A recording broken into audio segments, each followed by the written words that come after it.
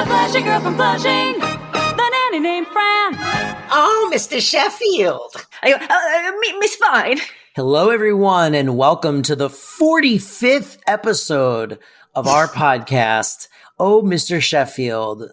That's right, 45 glorious episodes. We are here talking about The Nanny, the hit sitcom from the 90s starring Fran Drescher. I am Sean DiPasquale here with Toria Sheffield. That's right. And we are here deep into season 2, episode 20, Lamb Chops on the Menu. A very exciting episode for me because I love puppets.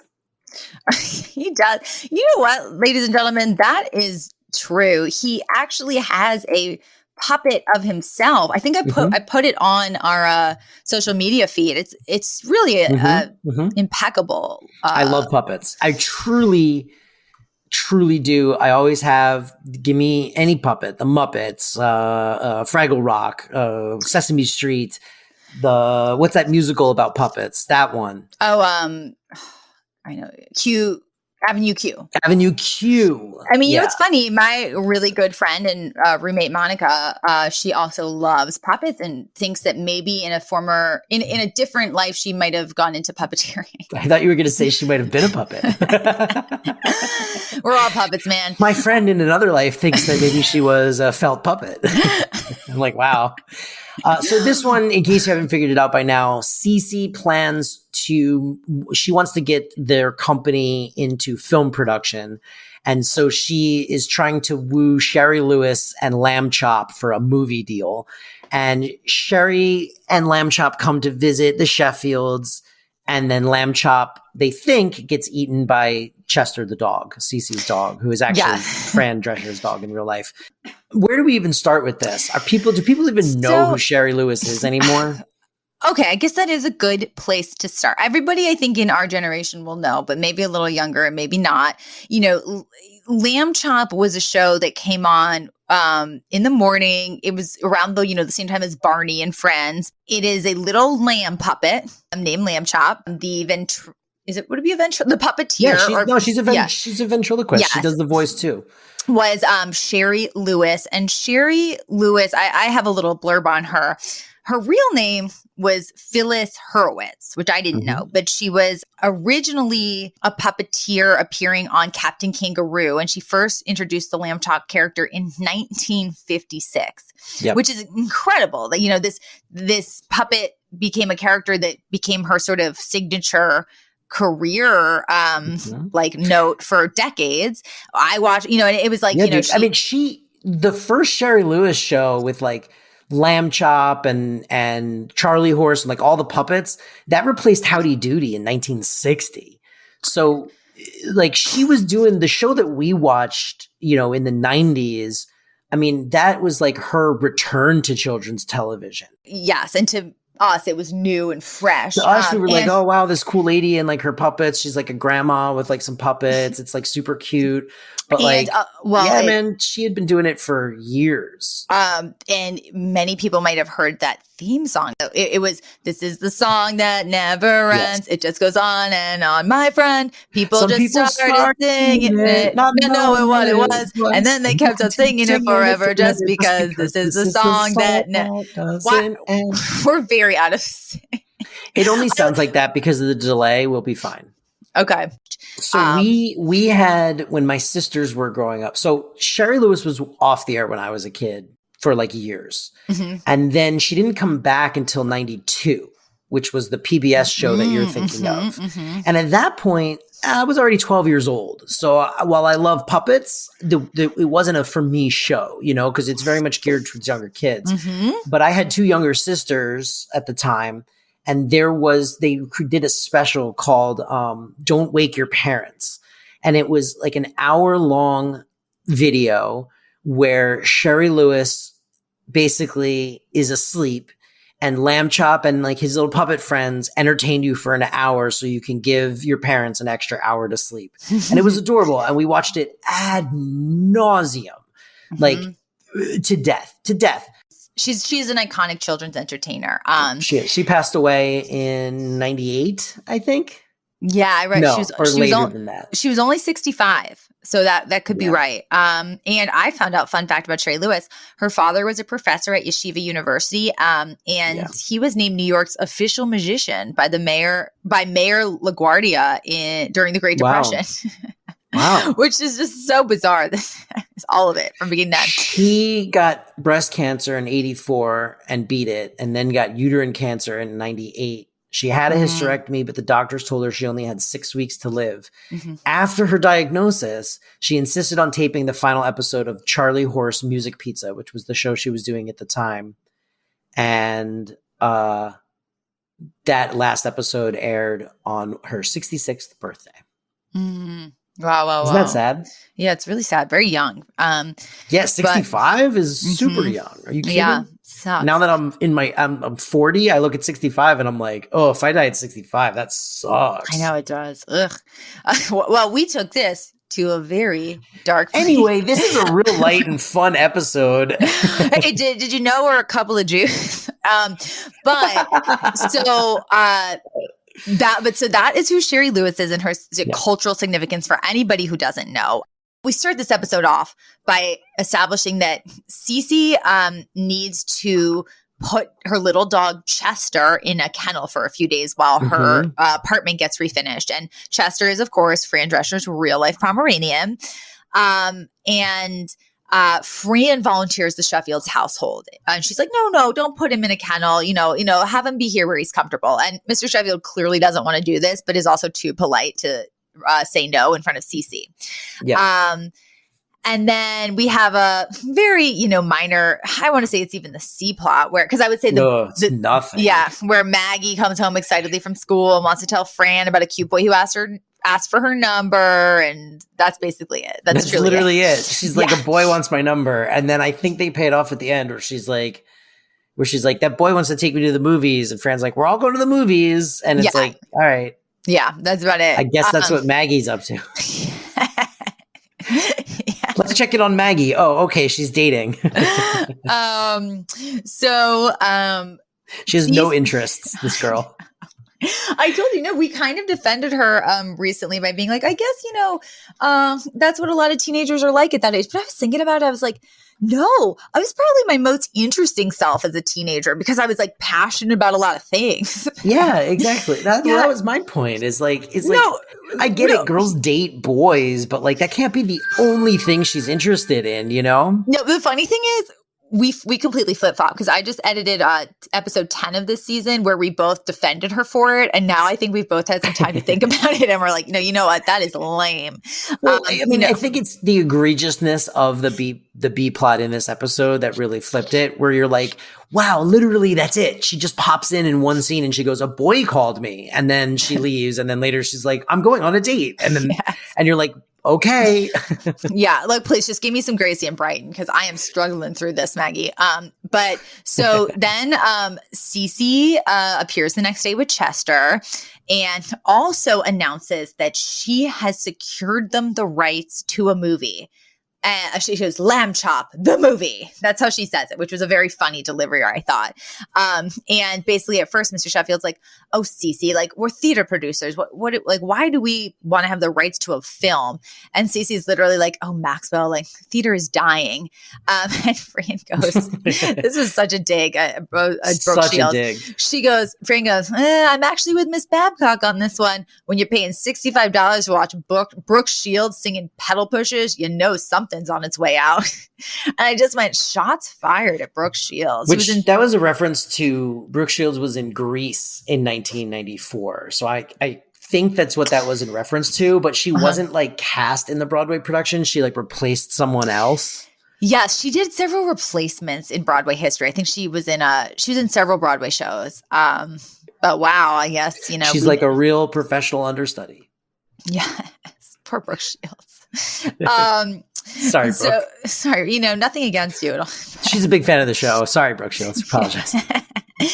And at first, Mr. Sheffield's like, oh, I don't want to make a movie about this, with this child's puppet. And Cece's like, as this is usually how their their debates go. Mr. Sheffield's reluctant to do something. And then Cece explains how it will get them like hundreds of thousands, if not millions of dollars. And then Mr. Sheffield completely changes his tune. So as soon as he finds out that this could be super lucrative, he is like, all right. He's like, lamb chop it is.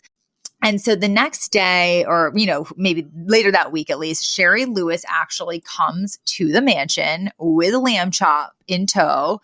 And this is where the episode gets very, very silly. It's and awesome seeing lamb chop out of her element like that. Yes. The She's writers adorable. clearly have so much fun basically taking lamb chop, who's typically on, a children's TV show, and putting this little puppet character in the world of like, an 8 p.m. time slot for adults, because you can really play with the tropes of this. And for the first thing is, I say this tongue in cheek. I wrote, is Shari Lewis clinically insane in this episode? Because the whole thing is, she basically brings Lamb Chop with her everywhere, and Lamb Chop does most of the talking for Shari. And Shari Lewis demands that Lamb Chop be treated like an actual person in the room with thoughts and opinions. Yes. But the funny thing is, Lamb Chop is clearly very sassy and also very lecherous. Yes. Well, I mean, this was the bit though of the show, is that Lamb Chop and all of the puppets are like people that live, they're like children that live with Shari Lewis. She's like their mom, basically. So I think like the prerequisite for having Shari Lewis on your show is that like Lamb Chop has to be treated like she's real. I guess, but I mean, Lamb Chop is like at one point she like, and then Lamb Chop is revealed to be a 6-year-old child who says at one point, "Nice tush." and keeps making advances to Mr. Sheffield, demands to be touched by him, makes some digs at both Gracie and Fran. It's very funny, and again, it's very fun to play with that trope. But you actually don't, because of it, you don't get a lot of actual Shari Lewis, and a lot of the actual camera work, it does a close up on Lamb Chop as Lamb Chop is talking to everybody else. So, Shari Lewis's actual screen time, like with her face on camera is limited. Yeah. And so, we also established that Shari and Lamb Chop are going to stay at the mansion for a few days while they're in New York. Which leads to actually, when you think about it, though, it's actually kind of smart on Shari Lewis's part, because like Jim Henson, like Kermit didn't exist in a world with Jim Henson. Kermit exists, and Jim Henson was like under a couch somewhere. Shari Lewis was like, no. This puppet sits on my arm and is a real person, but I am always next to it and involved with everything it does. I want to be on camera too. Yeah, that's true. That's true. So. Except, I mean, but the thing is, in the grounded world of a sitcom like The Nanny, you just can't have the puppet moving around. Like, that would make no sense. You have to have Shari Lewis, unless the writers like really went insane. I don't know. We might get to an Alf episode soon. Fair. Well, okay. This all leads to the central dilemma of the episode, which is the next day, Val and Fran walk into the mansion, and Fran is basically like, first of all, Fran is lamenting that Chester the dog is not doing his business. And he's like, he's been eating everything. He's been eating shoes and carpets, but I just can't get him to go. So we established that this dog, eats and chews on everything in the house. And then Fran takes Val upstairs to go, quote unquote, meet Lamb Chop. Val goes, "Oh gosh, I promise not to say anything stupid." So they go up to the guest room and Shari Lewis is not home, and she just has placed Lamb Chop on the bed in a sleep mask under the covers. It's adorable. And then they start literally just going through Shari Lewis's clothes. At which point Val looks up and she goes, "Oh my God, Fran, Lamb Chop." We do a quick cut to the bed. And it's literally this very, very funny beat where the puppet is gone and the psycho music starts to play, like da da da da. And then, this episode has a lot of creative camera work, especially for a sitcom. It then cuts to Chester the dog's perspective, and you see him you hear him growling, kind of making chewing sounds, and you see Val and Fran looking horrified, and they're like, Chester, Chester, put lamb chop down, Chester. And, it just ends with, Fran Drescher lunging at the camera, basically. That's our girl, Lee Shamel, who's a woman, by the way. Some very funny camera work there. And we're going to have more to come in this episode because, then it's established that the puppet has been eaten and is nowhere in sight. And Fran is in the kitchen with Niles, like agonizing over what to do. And then she's literally saying, oh God, do you think when everyone finds out that Chester ate lamb chop, this is going to ruin the big deal? And she says that right as Stacey walks in. So now Cece you skipped over. She's telling Niles what happened and he's just laughing hysterically. Yeah. Like he doesn't even try to empathize. He's just like, Yes. And he basically goes, Chester forgot the mint jelly, which you normally eat lamb with. But so and actually he is making Fran laugh as well, but she also is very, very worried. And she's saying all of her, vocalizing all her fears when Cece walks in, overhears. Fran and Cece lock eyes, and you realize it's now going to be a race to who can get to Mr. Sheffield first to break this news, which cues our next big comedic kind of creative directing of the episode. They start to run in slow-mo to Chariots of Fire, the Chariots of Fire music, which is like that famous like da-na-na-na-na-na-na-na. And so funny. This actually reminded me of Scrubs, honestly. It was and because Cece runs in slow-mo, as she's running through the house, she literally pushes Brighton over onto the floor. Fran is running like close on her heels, and Fran stops to check her teeth in the mirror in slow-mo. She also grabs a cup of water out of Gracie's hand like a marathon runner. Like it's just this great little moment. But it culminates with Cece getting to Mr. Sheffield first and the door slamming in Fran's face. But then, he opens the door and all is revealed. And Mr. Sheffield, he's predictably furious, but then Fran she's like, don't worry, I have a plan. We just got to Fran in the kitchen, desperately trying to recreate the lamb chop puppet with a sock and some cotton balls. It's great. It looks horrific.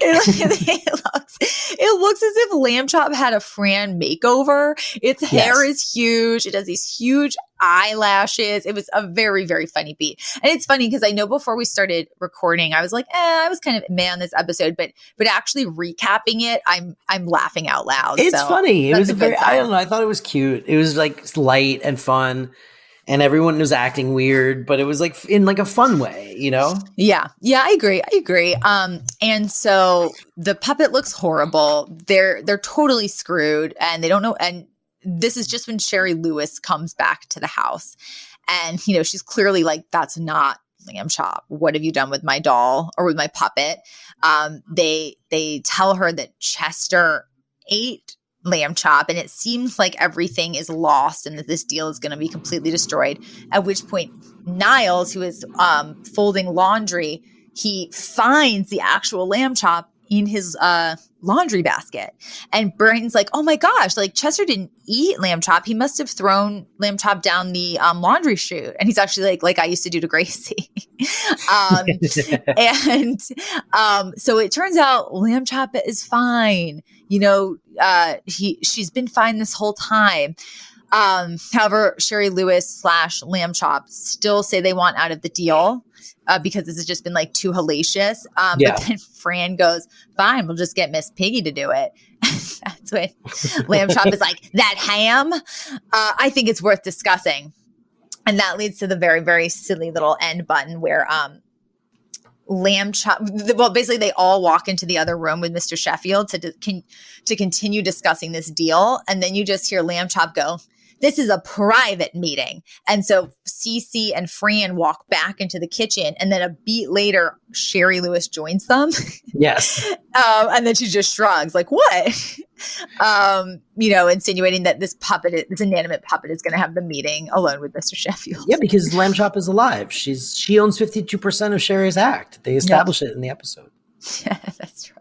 And that's it. That was a very silly, it was a filler, but very fun episode. Yeah, I thought it was cute. So I guess it's time for segments. Mm-hmm. And now, segments. So, segments. Yeah, no, I think we should move on to segments. To say we can move on to our segments. And now, segments. Segments with Sean and Toria. Hey, it's Kaylee Cuoco for Priceline. Ready to go to your happy place for a happy price? Well, why didn't you say so? Just download the Priceline app right now and save up to 60% on hotels. So whether it's Cousin Kevin's Kazoo Concert in Kansas City, go Kevin, or Becky's Bachelorette Bash in Bermuda, you never have to miss a trip ever again. So download the Priceline app today. Your savings are waiting. Go to your happy place for a happy price. Go to your happy price, Priceline. Well, I had a lot of favorite lines in this. When they find Lamb Chop, it has been falling down the laundry chute. Lamb Chop says, "I was practically strangled by a leopard thong bikini." And Niles goes, "Oh, sorry." Yes. And then also when they find out that Lamb Chop was sent down the laundry chute, Brighton goes, "I used to drop Gracie down there all the time." And then he stops. But was he throwing Gracie down the laundry chute? I guess so. That's so messed up, but I thought it was very funny. Yeah. Also, when they come in, Fran and Val come in to go see Lamb Chop, and Fran says, "Why didn't you make outside?" And she's holding Chester, and then Val goes, "I didn't have to go then." Further establishing that Val is a gross person. It really like Jim Carrey, Jeff Daniels, Dumb and Dumber with Val. It's very funny. I wonder, this makes me wonder if there's ever going to be a Val Cece bottle episode. Which I hope so. I really enjoyed the scene when it's actually a line that comes right after that line that you just said, where when Fran's wondering why Chester won't go to the bathroom, she goes, "He had all his meals, a shoe, Brighton's homework." She goes, "That Theater Guild award that Mr. Sheffield has a sick attachment to." Just the idea that she so is callous about not understanding why a theater producer would have attachment to his, to his a very awards. Prestigious award. Yeah. Also, I liked Mr. Sheffield calling Chester a fur-covered colon. I also liked Niles is riffing off of Lamb Chop makes a joke and Niles tops Lamb Chop at one point, and Lamb Chop just turns to Niles and goes, "I work alone, Benson," which is a reference to a different show about a butler. Yes. Very cruel, very, very harsh. I liked Fran saying that she once ruined her father's toupee, but made an exact replica using a toilet seat cover. Can you imagine? Yeah. Listen, it was good. I don't know. I thought this was a good episode. It had a lot of zingers. I didn't hear any Yiddish show. Did we have Yiddish? There was no Yiddish, and this week I said, and that's okay. Every now and then we don't have it. Every now and then we don't have Yiddish. And what about trivia? Do you have any fine trivia for us? I do have some fine trivia. We should just start calling this fine trivia. We should. Forget fine trivia. But so Chester the dog, who obviously is that little Pomeranian, he lived to be 19 years old, which is incredible for a dog. He was born in 1981. And Fran Dresser has had 2 Pomeranians since Chester, but the second one, Samson, died suddenly at age 6. She was very, very heartbroken. But after about a year, she adopted a German Shepherd Husky mix named Angel Grace.